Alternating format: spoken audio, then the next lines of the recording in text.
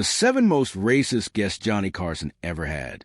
For 30 years, Johnny Carson reigned as television's undisputed king of late night, welcoming America's biggest stars into living rooms across the nation with his trademark charm, quick wit, and seemingly effortless interview style. From his NBC desk, Carson created a cultural touchstone that defined American entertainment for a generation. A show where celebrities let their guards down and revealed more authentic versions of themselves than anywhere else on television. But that unguarded authenticity sometimes revealed uncomfortable truths about America's most beloved stars, especially as the country's attitudes toward race evolved dramatically during Carson's 3-decade tenure. The Tonight Show's extended format and relaxed atmosphere occasionally exposed prejudices that more tightly controlled television appearances kept hidden, creating a historical record of casual racism that many fans have conveniently forgotten. Johnny operated at the intersection of old and new Hollywood, explained a former NBC executive who worked closely with The Tonight Show during the 1970s and 80s. He welcomed the established stars who came up in an era when racist humor and attitudes were simply part of the entertainment landscape. But he was also navigating a changing America where those same attitudes were increasingly recognized as harmful and unacceptable. This tension created complex dynamics on air as Carson attempted to balance respect for industry legends with emerging awareness of racial sensitivity. His own evolving perspectives on race, generally progressive for his time, but still limited by the standards of later decades, influenced how he handled guests, whose views ranged from subtly prejudiced to overtly racist. Carson was caught between worlds, noted television historian Margaret Collins. He couldn't simply cancel every star with problematic racial attitudes. That would have eliminated half of Hollywood's biggest names in the 60s and 70s. But archival footage shows him becoming increasingly uncomfortable with certain guests over time, creating subtle but noticeable shifts in how he handled their appearances. Today, we examine 7 of Johnny Carson's most racially problematic guests. Entertainment legends whose Tonight Show appearances reveal prejudices that contradict their polished public images, illuminating how America's understanding of racism evolved during television's formative decades, and how even the nation's most beloved stars weren't immune to the prejudices of their eras. How are you? Well, I'm pretty good. Somebody told me you were in the building, and I didn't know you were going to swing in here. It was very nice. America's cowboy, John Wayne. Few figures embodied American mythology more completely than John Wayne, the rugged individualist whose film persona celebrated frontier justice, straightforward masculinity, and unwavering patriotism. As one of Hollywood's most bankable stars for decades, Wayne represented a particular vision of American identity that resonated deeply with millions of viewers.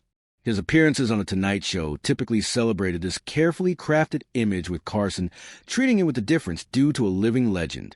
But behind Wayne's iconic screen presence lay political and racial views that contradicted the inclusive vision of America that was gradually gaining ground during Carson's tenure. These views burst into public awareness through a notorious 1971 Playboy interview, where Wayne expressed sentiments that went far beyond conservative politics into explicitly racist territory. Playboy interview 1971. I believe in white supremacy until the blacks are educated to a point of responsibility, noted entertainment journalist Thomas Henderson, quoting Wayne's most infamous statement from the interview. This was an ambiguous comment, or something that could be explained away as a misunderstanding. It was an explicit endorsement of white supremacy from one of America's most beloved cultural icons. The interview contained numerous other troubling statements, including Wayne's defense of European colonizers taking land from Native Americans.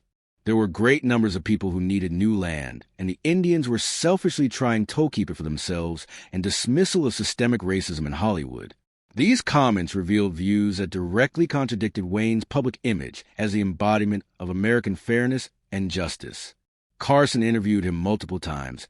Henderson continued, Wayne was a frequent guest both before and after the Playboy interview became public.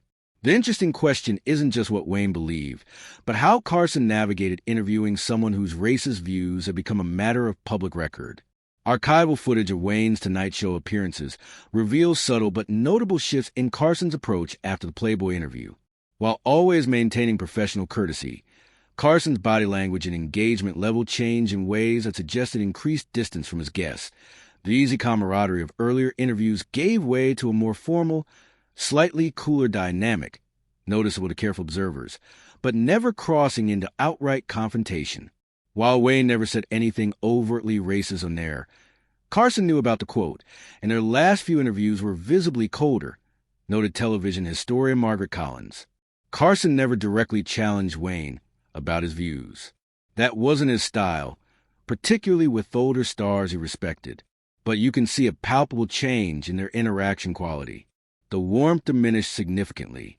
Carson's handling of Wayne after the interview reflected the complex balancing act he maintained throughout his tenure, acknowledging changing social standards while avoiding direct confrontation with established stars. Rather than banning Wayne or publicly criticizing him, Carson maintained a professional relationship while subtly creating emotional distance that attentive viewers could recognize. America's Cowboy wasn't just tough. He was openly white nationalist. This observation captures the fundamental contradiction at the heart of Wayne's public persona. The gap between the just, honorable characters he portrayed on screen and the explicitly racist views he expressed in his own voice. Carson's evolving approach to Wayne reflects his gradual recognition of this contradiction and his increasingly uncomfortable position as the host who welcomed Wayne into America's living rooms. Wayne's appearances on The Tonight Show represent a particular challenge in assessing historical racism. How to reconcile immense cultural influence and genuine artistic contribution with explicitly stated racist beliefs that directly harm the communities they targeted. Carson never fully resolved this tension, maintaining professional respect for Wayne's stature while creating subtle distance that acknowledged the problematic nature of his views without directly confronting them on air. Of material you did, were you told beforehand? No. They didn't have any problem with the material. Now, the comedy legend Bob Hope. Bob Hope represented the establishment of American comedy when he appeared on Johnny Carson's Tonight Show. A living connection to vaudeville, early radio, and the USO shows that had made him a beloved figure among multiple generations of Americans. His patriotic credentials, tireless performances for American troops, and grandfatherly public persona had earned him a special place in American entertainment, one that largely insulated him from criticism of the racist content that had characterized much of his early career. Long history of doing racist jokes, blackface comedy, and China accents during early years, noted entertainment historian Robert Thompson. Hope came up in an era when these forms of humor were standard fare in American entertainment. And like many comics of his generation, he built parts of his early career on racist caricatures and stereotypes that would be completely unacceptable by modern standards. Unlike some performers who acknowledged the problematic nature of their early material as social attitudes evolved, Hope maintained a notably resistant stance toward changing standards of racial sensitivity in comedy. When questioned about his use of racist stereotypes in his early career, he typically dismissed concerns rather than acknowledging their harmful impact, refused to apologize for past routines, defended them as of the time. Thompson continued. This response reflected a common attitude among entertainers of Hope's generation, the belief that evolving standards represented unnecessary political correctness rather than legitimate concerns about the harmful effects of racial stereotyping. Perhaps most troubling was Hope's continued use of racially insensitive material well into eras when such content had become widely recognized as problematic. While he moderated the most explicitly racist aspects of his early performances, his comedy continued to toil on ethnic and racial stereotypes that younger comedians had largely abandoned as harmful. Often used racial stereotypes during televised roasts and interviews, noted a former NBC executive who worked with both Carson and Hope. Even into the 1970s and 80s, Hope would occasionally drop jokes targeting various ethnic groups into his Tonight Show appearances. Carson would typically respond with a tight smile or quick pivot, rather than laughing heartily or orbling on the joke, a subtle signal of discomfort that attentive viewers might notice. Carson's handling of Hope presented particular challenges given the older comedian's iconic status and Carson's own admiration for Hope's contributions to American comedy. Rather than directly challenging Hope's racial insensitivity, Carson typically employed subtle redirection, moving conversations away from problematic territory without explicitly confronting his guest about the offensive nature of his remarks.